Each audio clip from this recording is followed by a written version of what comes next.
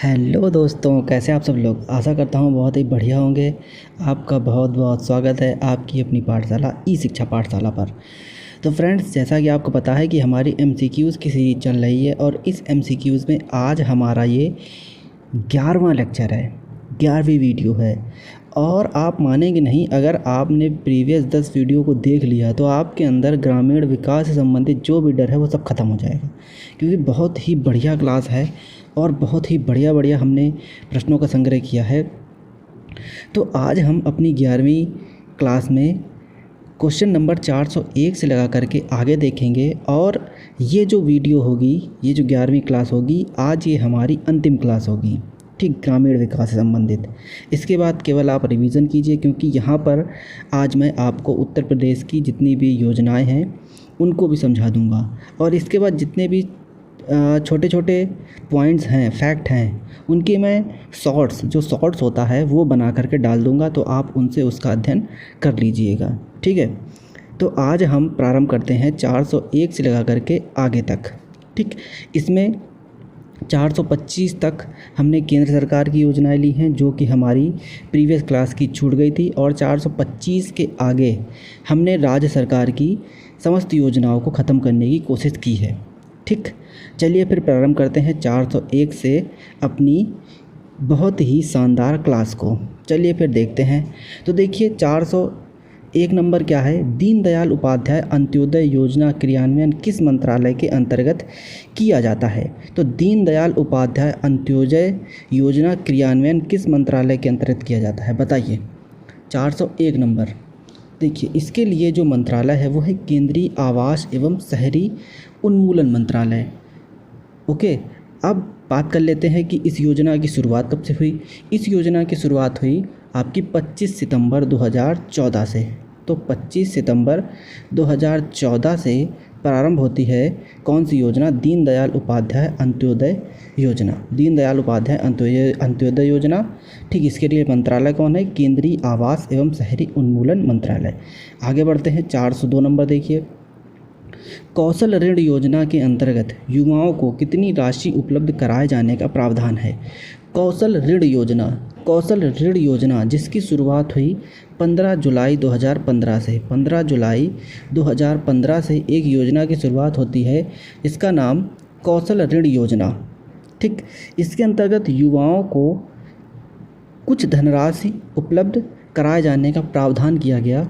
वो धनराशि है मिनिमम 5,000 रुपये और मैक्सिमम 1.5 लाख रुपये, ठीक। यानी कम से कम 5,000 रुपये और अधिक से अधिक 1.5 लाख रुपये उपलब्ध कराए जाने का प्रावधान है। आगे बात करते हैं 403 नंबर पर।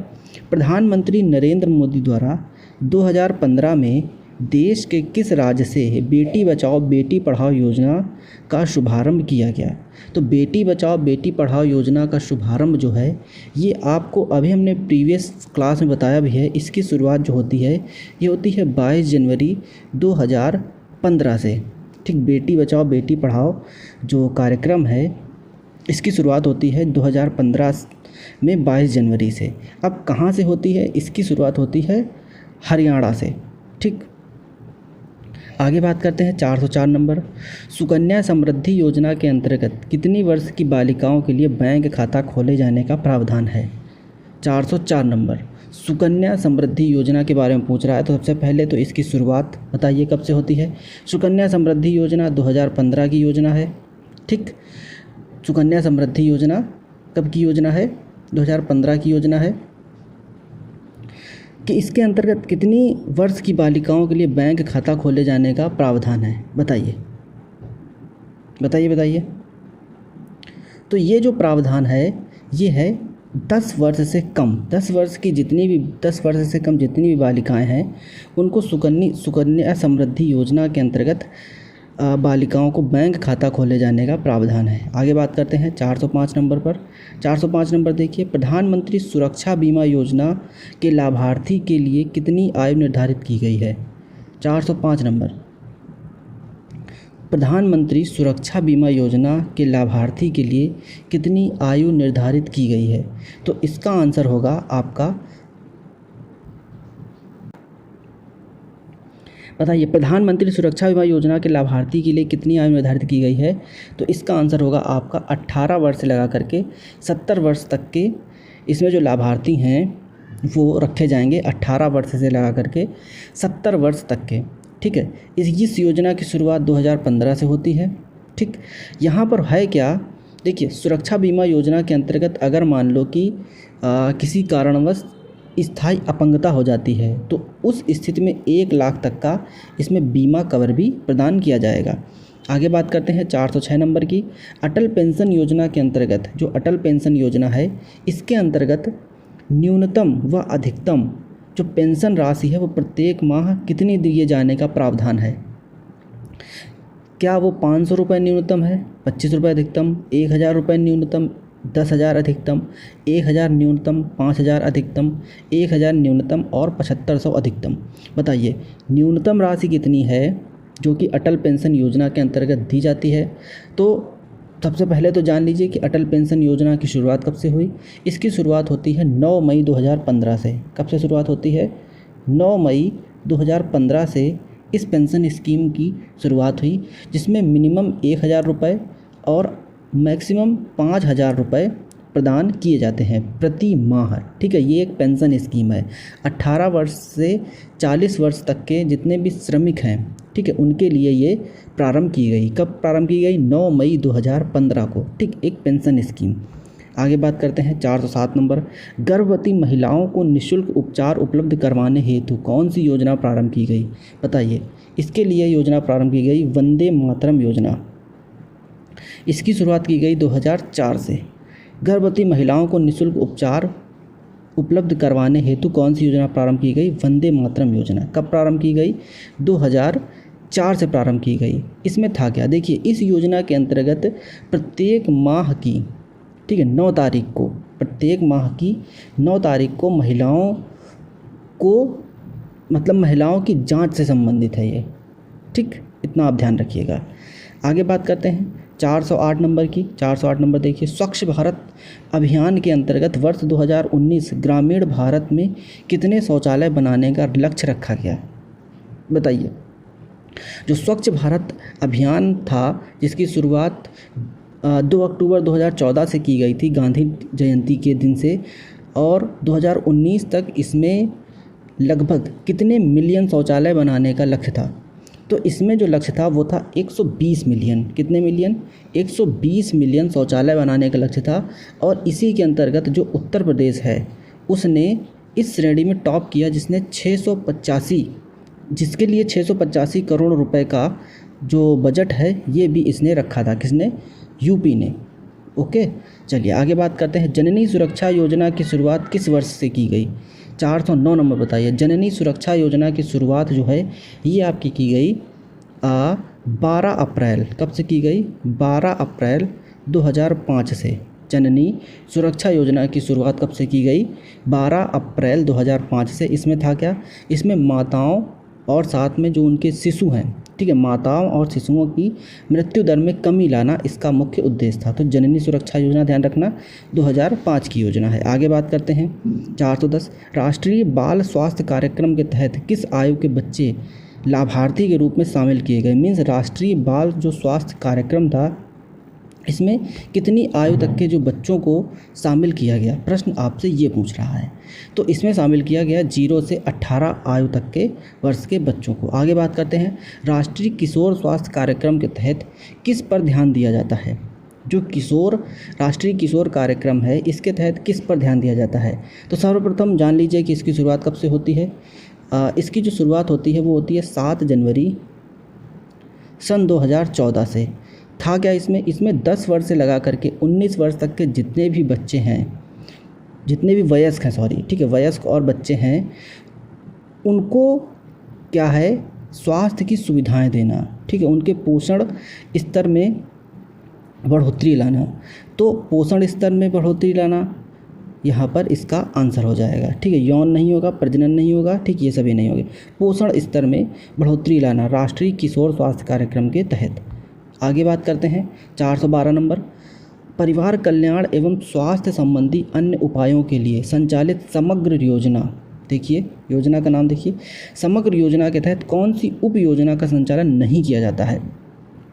देखिए 412 नंबर समझना आपके लिए इम्पोर्टेंट है क्या यहाँ पर, परिवार कल्याण एवं स्वास्थ्य संबंधी अन्य उपायों के लिए संचालित समग्र योजना के तहत। देखिए समग्र योजना के तहत कुल 5 योजनाओं का जो है वो संचालन किया जाता है। ये 5 योजना इसकी उप योजना के तौर पर कार्य करती हैं, जैसे कि स्वास्थ्य नागरिक अभियान हो गया, जनसंख्या अनुसंधान केंद्र हो गया, स्वास्थ्य सर्वेक्षण और स्वास्थ्य अनुसंधान हो गया, गर्भ निरोधक से संबंधित बातें हो गई, ठीक, गर्भ निरोधक निःशुल्क देना हो गया। तो ये कुल मिलाकर के 5 योजनाएं इसके अंतर्गत आती हैं। तो इनमें से पूछा है कि कौन सी योजना उनमें से संचालित नहीं है। तो अगर हम बात करें, स्वास्थ्य नागरिक अभियान है, जनसंख्या अनुसंधान केंद्र है, स्वास्थ्य सर्वेक्षण एवं स्वास्थ्य अनुसंधान है, ठीक। तो 3 ये वजह हो गई, स्वस्थ नागरिक अभियान, जनसंख्या अनुसंधान केंद्र, स्वास्थ्य सर्वेक्षण एवं स्वास्थ्य अनुसंधान। 2 और कौन सी बची, गर्भ निरोधक, ठीक है, का समान वितरण हो गया और गर्भ निरोधक निःशुल्क देने से संबंधित बात हो गई। तो मासिक धर्म यहाँ पर नहीं होगा, मासिक धर्म स्वच्छता योजना इसके अंतर्गत नहीं आएगी। आगे बात करते हैं, निम्न में से कौन परिवार कल्याण एवं स्वास्थ्य संबंधी अन्य उपायों के लिए योजना के उद्देश्य हैं। निम्न में से कौन परिवार कल्याण एवं स्वास्थ्य संबंधी अन्य उपायों के लिए योजना के उद्देश्य हैं, बताइए, इसका आंसर बताइए। तो यहाँ पर देखिए, परिवार नियोजन में सहायता करना इसका उद्देश्य है, जनसंख्या स्थिरता को प्राप्त करना इसका उद्देश्य है, माता के लिए बेहतर स्वास्थ्य सेवा सुनिश्चित करना इसका उद्देश्य है। तो इस प्रकार से आंसर क्या हो जाएगा, उपरोक्त सभी। 414 देखिए, मिशन इंद्रधनुष टीकाकरण कार्यक्रम योजना की शुरुआत किस वर्ष की गई।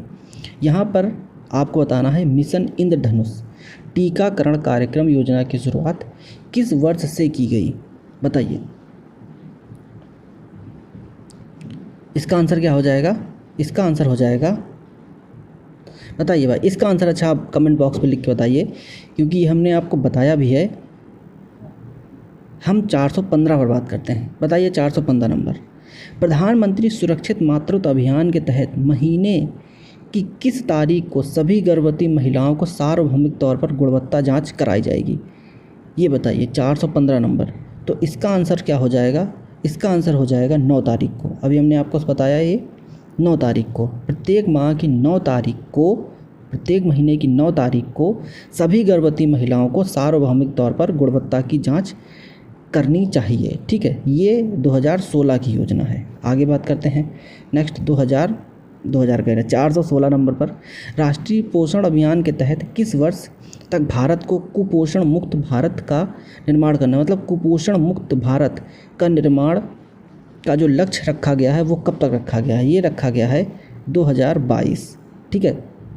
2022 तक भारत को कुपोषण मुक्त करना है, 2017 की ये योजना है। आगे बात करते हैं, प्रधानमंत्री मातृ वंदना योजना 417 नंबर के तहत गर्भवती या स्तनपान करने वाली महिला को कितने रुपए की वित्तीय सहायता दी जाती है। तो इसका आंसर होगा 6,000 रुपये की। इसमें 2 किस्तों में पैसे आते हैं, पहली किस्त में 5,000 रुपये दिए जाते हैं, फिर दूसरी किस्त में 1,000 रुपये दिए जाते हैं। तो इस प्रकार से कुल मिला करके 6,000 रुपये यहाँ पर प्रदान किए जाते हैं। 2017 की ये योजना है। आगे बात करते हैं, नेक्स्ट 418 नंबर, सुरक्षित मातृत्व आश्वासन सुमन योजना को किस वर्ष प्रारंभ किया गया, बताइए। 418 सुमन योजना का जो प्रारंभ होता है वो होता है 10 अक्टूबर सन 2019 से, ठीक है। 10 अक्टूबर सन 2019 से प्रारंभ होता है। केंद्रीय स्वास्थ्य एवं परिवार कल्याण मंत्रालय के द्वारा इस योजना का क्रियान्वयन किया जाता है, ठीक है। सुरक्षित मातृत्व आश्वासन, जिसको सुमन भी शॉर्ट में बोलते हैं, योजना का प्रारंभ कब से होता है, 10 अक्टूबर सन 2019 से। आगे बात करते हैं, विश्व की सबसे बड़ी हेल्थ केयर योजना आयुष्मान भारत योजना की शुरुआत प्रधानमंत्री नरेंद्र मोदी ने कहाँ से की। इसकी शुरुआत होती है झारखंड से, झारखंड के रांची से इसकी शुरुआत होती है। और कब शुरुआत होती है, इसकी शुरुआत होती है 25 सितंबर सन 2018 से, ठीक है। आयुष्मान भारत योजना की शुरुआत कब से होती है, 25 सितंबर 2018 से, ठीक, झारखंड से। आगे बात करते हैं 420 नंबर, निम्न में से कौन जन औषधि योजना के संबंध में सही नहीं है, ठीक है। निम्न में से कौन जन औषधि योजना के संबंध में सही नहीं है। थोड़ी सी टाइपिंग मिस्टेक है, उसको आप इग्नोर कीजिएगा। बताइए 420 नंबर बताइए। इसका आंसर हो जाएगा बीमा कवर करना, इसका उद्देश्य है। ठीक, वित्तीय सहायता देना इसका उद्देश्य है। जन औषधि योजना की बात हो रही ना, निःशुल्क जांच करना इसका उद्देश्य है। लेकिन जेनेटिक जितनी भी दवाएं हैं उनको उपलब्ध कराना इसका उद्देश्य नहीं है। आगे बात करते हैं 421 नंबर, राष्ट्रीय आरोग्य निधि का संबंध किससे है? 421 नंबर, राष्ट्रीय आरोग्य निधि का संबंध है वित्तीय सहायता प्रदान करने से। ठीक है, राष्ट्रीय आरोग्य निधि का संबंध किससे है? वित्तीय सहायता प्रदान करने से। आगे बात करते हैं 422 नंबर पर, सुपोषित माँ अभियान योजना के तहत किसे पर्याप्त पोषण उपलब्ध कराना है? सुपोषित माँ अभियान के तहत किसे पर्याप्त पोषण जो है वो उपलब्ध कराना है? क्या बच्चों को उपलब्ध कराना है, महिलाओं को उपलब्ध कराना है, महिलाओं जो स्तनपान कराने वाली हैं उनको उपलब्ध कराना है, या सभी को उपलब्ध कराना है? बताइए। इसका आंसर हो जाएगा आपका उपरोक्त सभी, मीन्स जो भी बच्चे हैं उनका, और साथ में जो महिलाएं हैं स्तनपान वाली। रुकिए यहाँ पर थोड़ा सा अगर ऑप्शन दूसरे टाइप के होते तो ये सही हो सकता था, उपरोक्त सभी हो सकता था, लेकिन यहाँ पर केवल आ जाएगा माताएं स्तनपान कराने, क्योंकि देखिए बच्चे और माताएं दोनों हैं। ठीक है, बच्चे और जो माताएं हैं वो दोनों हैं, लेकिन यहाँ पर महिलाओं की यहाँ पर बात आ रही है। ये अगर ऑप्शन ना होता तो हम का और खा लिख सकते थे। ठीक है, इस प्रकार से केवल माताएं आ जाएंगी जो कि स्तनपान कराने वाली हैं। सुपोषित माँ अभियान योजना के तहत किसे पर्याप्त पोषण उपलब्ध कराया जाता है? जो माताएं हैं जो स्तनपान कराती हैं उनको। ठीक है, ध्यान रहेगा। 2020 से इसकी शुरुआत हुई थी राजस्थान कोटा से, इसको भी आप ध्यान रखिएगा। 423 नंबर देखिए, निम्न में से कौन सामुदायिक विकास योजना के प्रमुख उद्देश्यों में शामिल था? सामुदायिक विकास योजना की शुरुआत 1952 से होती है, इस बात को भी आप ध्यान रखिएगा। 2 अक्टूबर 1952 से इसकी शुरुआत होती है। ग्रामीण का सर्वांगीण विकास करना, ठीक, ग्रामीण के मानसिक दृष्टिकोण में बदलाव लाना और व्यक्तित्व विकास करना, तो उपरोक्त सभी इसका आंसर हो जाएगा। आगे बात करते हैं 424 नंबर पर, राष्ट्रीय स्वास्थ्य सुरक्षा बीमा योजना की शुरुआत 2008 में किस मंत्रालय के द्वारा की गई? बताइए, बहुत ही बढ़िया क्वेश्चन है। इसका आंसर होगा श्रम एवं रोजगार मंत्रालय। श्रम एवं रोजगार मंत्रालय के द्वारा राष्ट्रीय स्वास्थ्य सुरक्षा बीमा योजना की शुरुआत की गई। ठीक है, कब से की गई? 2008 से की गई, और इसी योजना को आगे जाकर के विलय कर दिया जाता है आयुष्मान भारत योजना से। ठीक है, आगे बात करते हैं मध्याह्न भोजन योजना के अंतर्गत मध्याह्न भोजन के पकाने परोसने के उपयोग करने में स्वच्छता का ध्यान रखने के लिए जांच पड़ताल कितनी आवृत्ति में करना चाहिए? मतलब यहाँ पर समझिए क्या है। मतलब यहाँ पर है कि आपको पता है कि मध्याह्न भोजन योजना में जो स्कूल हैं, प्राइमरी स्कूल हैं, उनको भोजन प्रदान किया जाता है। तो उस भोजन की जांच पड़ताल के लिए जो उसकी फ्रीक्वेंसी है, आवृत्ति है, वो क्या है? मीन्स भोजन की पड़ताल डेली होनी चाहिए, भोजन की पड़ताल 3 माह में एक बार होनी चाहिए, भोजन की पड़ताल साप्ताहिक होनी चाहिए या पाक्षिक होनी चाहिए? इसका आंसर होगा दैनिक। भोजन की पड़ताल दैनिक तौर पर होनी चाहिए। तो यहाँ से देखिए फ्रेंड्स, 425 से हमारे जो केंद्र सरकार की योजनाएं हैं वो सारी समाप्त होती हैं। अब हम 426 से राज्य सरकार पर बढ़ रहे हैं। ठीक, तो बहुत ही ध्यान से सुनिएगा, बहुत ही ध्यान से समझिएगा। चलिए 426 से देखिए, लड़कियों को स्नातक तक मुक्त शिक्षा देने हेतु देवी अहिल्याबाई योजना की शुरुआत कब से की गई? तो सबसे पहले तो ये समझ लीजिएगा, लड़कियों को स्नातक शिक्षा देने के लिए एक योजना प्रारंभ की गई, इसका नाम क्या है? देवी अहिल्याबाई योजना। इस योजना की शुरुआत होती है 2017 से। ठीक, 2017 से। आगे बात करते हैं 427 नंबर, उत्तर प्रदेश में गांवों में मूलभूत आवश्यकताओं को बढ़ावा देने हेतु किस वर्ष स्वावलंबी ग्राम योजना का शुभारंभ किया गया? तो स्वावलंबी जो ग्राम योजना है इसकी शुरुआत की गई 2016 से। कब से की गई? 2016 से। आगे बात करते हैं, बाल श्रमिक विद्या योजना के तहत कामकाजी बच्चों को स्कूल भेजने के लिए सरकार द्वारा कितने रुपए प्रतिमाह प्रदान करने का प्रावधान है? तो यहाँ पर जो प्रत्येक माह प्रदान किए जाते हैं वो प्रदान किए जाते हैं 1200 रुपये। कितने? 1200 रुपये। इस योजना की जो शुरुआत होती है वो शुरुआत होती है 12 जून 2020 से 12 जून को शुरुआत होती है। 1200 रुपये इसमें दिए जाते हैं। ठीक, इसमें है क्या, कक्षा 8 और 9, जो कक्षा 8 और कक्षा 9 बच्चे पास कर चुके हैं उनको 6-6 हज़ार रुपये अलग से दिए जाने का प्रावधान है। तो 1200 रुपये इसका आंसर होगा, ध्यान रखिएगा। आगे क्या है, निम्न में से कौन रोजगार छतरी योजना का प्रमुख उद्देश्य है? रोजगार छतरी योजना का प्रमुख उद्देश्य क्या है? जितनी भी अनुसूचित जाति के बच्चे हैं, ठीक है, लोग हैं, सॉरी बच्चे नहीं होंगे, रोजगार छतरी योजना के तहत अनुसूचित जाति का सर्वांगीण विकास करना यहाँ से संबंधित है। इसकी शुरुआत जो हुई थी ये हुई थी 18 जुलाई सन 2020 से। ठीक, 18 जुलाई सन 2020 से रोजगार छतरी योजना की शुरुआत होती है, जिसका उद्देश्य अनुसूचित जाति के सर्वांगीण विकास से संबंधित है। आगे आइए 430 नंबर, आत्मनिर्भर उत्तर प्रदेश रोजगार अभियान 2020 को राज्य के कितने जिलों में प्रारंभ किया गया? इसमें टोटल 31 ज़िले लिए गए। कितने ज़िले लिए गए? 31 ज़िले लिए गए। 2020 से इस योजना की शुरुआत हुई थी। अब ये था क्या, इसका मतलब क्या था? देखिए, कोविड-19 के दौरान आपको पता होगा बहुत सारे जो श्रमिक थे, मजदूर थे, वो दूसरे राज्यों से लौट करके उत्तर प्रदेश आए, तो उनको एक स्किल देना, उनको रोज़गार देना, ठीक, उनको आत्मनिर्भर बनाना इस योजना का मूल उद्देश्य था। इसकी शुरुआत 2020 से होती है। सर्वप्रथम इसमें 31 ज़िले लिए गए। आगे, अंबेडकर विशेष रोजगार योजना के अंतर्गत परियोजना की लागत इकाई कम से कम कितनी होनी चाहिए, बताइए? तो अंबेडकर विशेष रोजगार योजना के तहत बहुत ही इम्पोर्टेंट योजना है, इसको आप ध्यान कर लीजिएगा, ये एग्ज़ाम में पूछी जा सकती है। सबसे पहले तो इस योजना की शुरुआत 1991 से होती है। कब से होती है? 1991 से होती है। इसमें आपको मिनिमम 50,000 रुपये, ठीक है, देना होगा। विशेष अंबेडकर विशेष रोजगार योजना है के अंतर्गत परियोजना की इकाई लागत मीन्स आप जो यूनिट लगा रहे हैं उसमें 50,000 रुपये कम से कम रखा गया। 1991 से इसकी शुरुआत हुई। अब ये योजना था क्या? अब ये योजना थी क्या, देखिए समझिए। स्थानीय स्तर पर रोजगार के अवसर को सृजित करना। स्थानीय स्तर पर लोग समझ पाएँ कि हमारे पास ही रोजगार के अवसर हैं। बात समझ रहे? जैसे कि गांव के लोग होते हैं, जैसे कि श्रमिक होते हैं, तो ये आजीविका कमाने के लिए दूसरे राज्यों में जाते हैं, तो उनको अपने ही गांव में रह करके स्थानीय स्तर पर रोजगार के अवसर कौन कौन से हैं, उसके लिए ये योजना प्रारंभ की गई थी। तो इसमें 7500 रुपये तक की सब्सिडी का भी प्रावधान किया गया था। ठीक है, आगे बात करते हैं।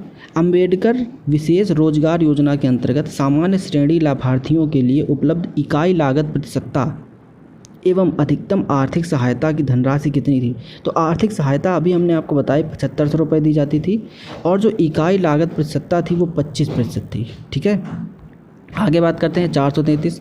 उत्तर प्रदेश में किस वर्ष मनरेगा का प्रारंभ किया गया, बताइए?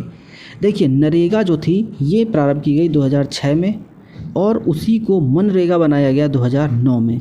तो इसका आंसर 2009 हो जाएगा, इसमें कोई ऑप्शन नहीं है, 2009 कर लीजिएगा। ठीक, आगे बात करते हैं 434 नंबर। उत्तर प्रदेश आसान किस्त योजना मीन्स बिजली बिल का भुगतान किस्तों में करने से संबंधित किस वर्ष प्रारंभ की गई? समझिए यहाँ पर क्या है। जैसे कि बिजली का जो बिल है ये बहुत अधिक मात्रा में हो जाए, सपोज़ करो कि बिजली का बिल प्रत्येक माह जमा नहीं किया गया और वो बढ़ते बढ़ते हो गया 50,000 रुपये। अब कोई भी आदमी 50,000 रुपये इकट्ठा नहीं दे सकता है, तो उसको क्या किया गया, बहुत सारी किस्तों में तोड़ दिया गया। ठीक, 5-5 हज़ार की किस्तें या 2-2 हज़ार की किस्तें, इस प्रकार की किस्तों में तोड़ देना।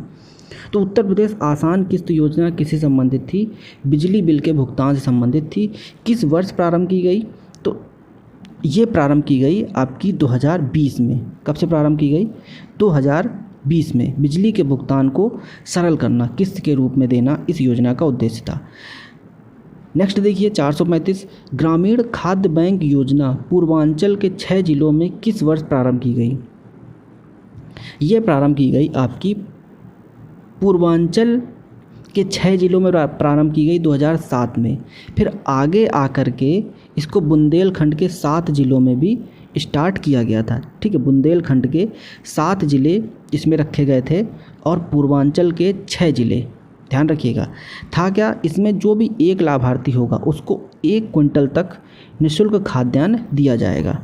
आगे बात करते हैं 436 नंबर की, युवा उद्यमिता विकास अभियान। युवा उद्यमिता विकास अभियान प्रमुख उद्देश्य क्या है? जो युवा उद्यमिता विकास अभियान जो है उसका प्रमुख उद्देश्य क्या है? चलिए, क्वेश्चन टाइपिंग मिस्टेक है ये मैं मानता हूँ। आप केवल ये बताइए कि युवा उद्यमिता विकास योजना क्या है। अगर आपने पढ़ा होगा तो आपको समझ में आ जाएगा। युवा उद्यमिता विकास योजना क्या है? देखिए, सबसे पहले इस योजना की जो शुरुआत होती है वो 11 जून सन 2020 से इसकी शुरुआत होती है। इसका उद्देश्य था युवाओं को आत्मनिर्भर बनाना, उसके लिए स्टार्टअप्स को खोलने के लिए बढ़ावा देना। तो युवाओं को आत्मनिर्भर बनाना, स्टार्टअप में सहायता देना और योग्यता के अनुसार उनको नौकरी देना, युवा उद्यमिता विकास योजना का मुख्य उद्देश्य था। तो इस प्रकार से इसका आंसर कितना हो जाएगा? उपरोक्त सभी। 437 बताइए, निम्न में से किस स्थान पर कृषि पार्क की स्थापना नहीं की गई है? तो उत्तर प्रदेश के 4 स्थान ध्यान रखिएगा। कौन कौन से? एक तो लखनऊ, ठीक, दूसरा वाराणसी, तीसरा हापुड़ और इसके बाद सहारनपुर। तो लखनऊ, वाराणसी, हापुड़ और सहारनपुर, इन 4 जगहों पर किसान अपनी जो फसल है उसको बेच सकें, उसका अधिक से अधिक मूल्य प्राप्त कर सकें, इसके लिए कृषि पार्क की स्थापना की गई। तो यहाँ पर पूछा गया है किस जगह पर नहीं की गई, तो इसका आंसर होगा गाज़ियाबाद। ठीक, लखनऊ में की गई, वाराणसी में की गई, सहारनपुर में की गई और हापुड़ में की गई। ठीक, अच्छा ये बताइए, किसानों की आय दुगनी करने का लक्ष्य किस वर्ष तक रखा गया है? 438 नंबर बताइए, मुख्यमंत्री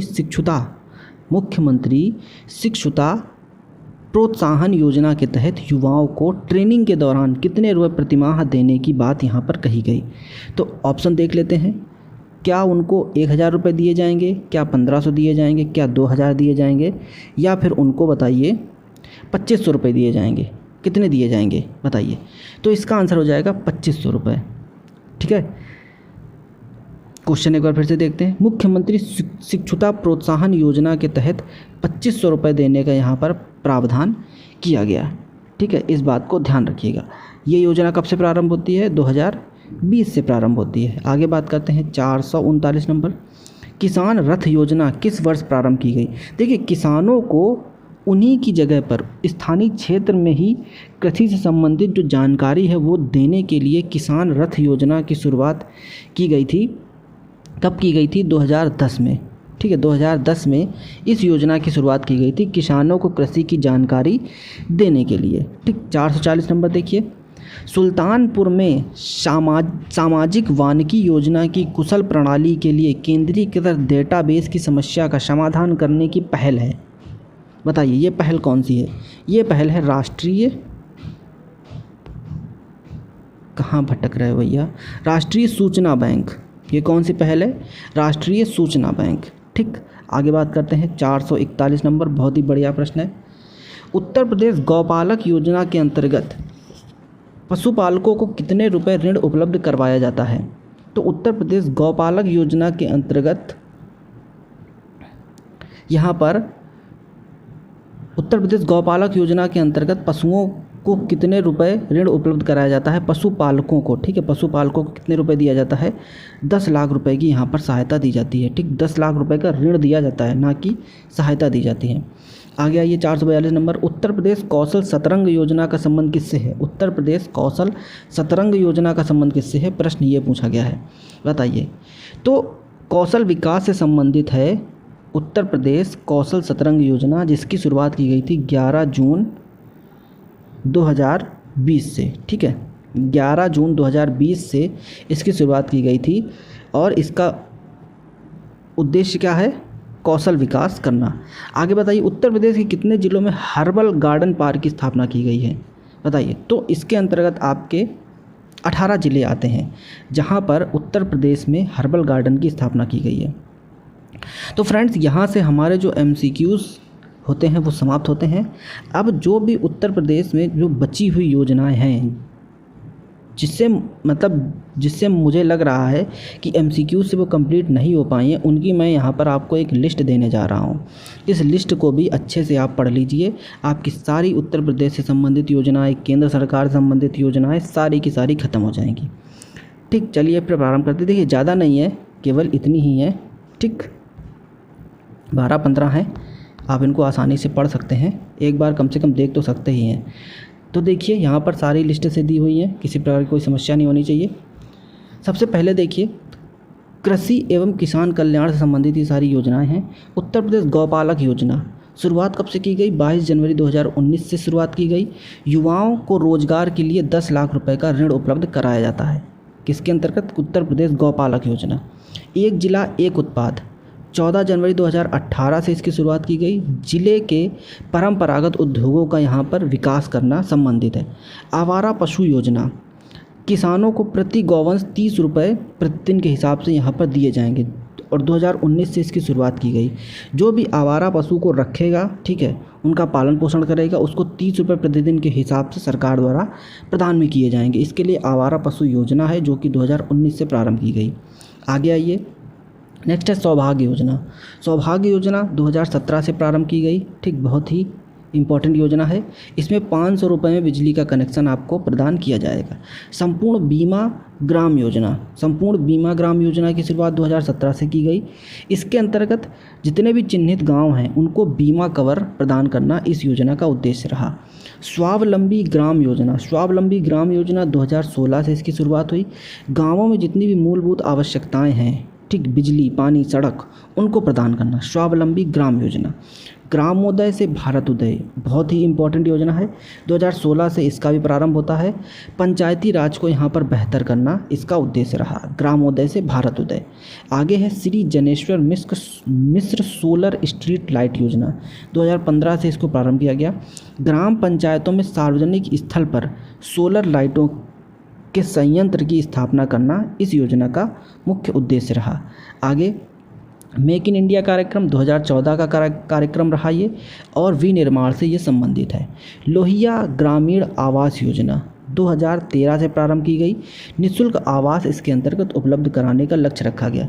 जननी सुरक्षा योजना 2005 की योजना। ठीक, इसमें क्या है, जितनी भी माताएं बहनें हैं उनको आर्थिक मदद देना इससे संबंधित रहा। स्वयं सिद्धा योजना, स्वयं सिद्धा योजना 2002-2003 के टाइम पीरियड में स्टार्ट की गई। इसमें स्वयं सहायता समूहों का गठन करना संबंधित रहा।